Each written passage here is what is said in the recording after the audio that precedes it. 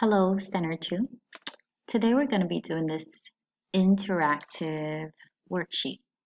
So we know that verbs or dynamic verbs are action words that tells us what someone is doing or what they have done. It expresses an action.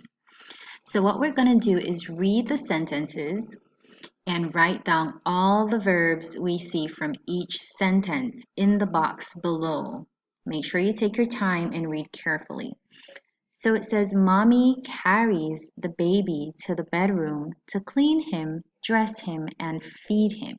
So there are more than one verbs here. So you're just going to click in the box and you're going to write down the ones that you know. You can put a comma and then write the other one.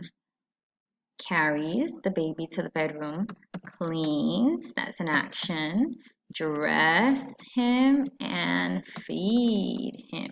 So those are my verbs, and then you go on to the other one.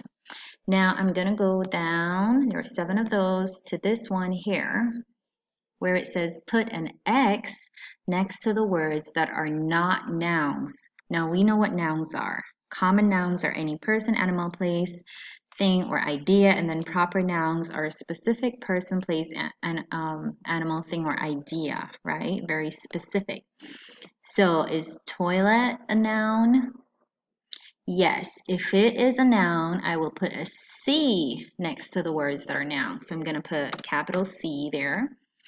And if it's an action verb, I'm going to put an X because it's not a noun. Or if it's something else and it's not a noun, I will put an X.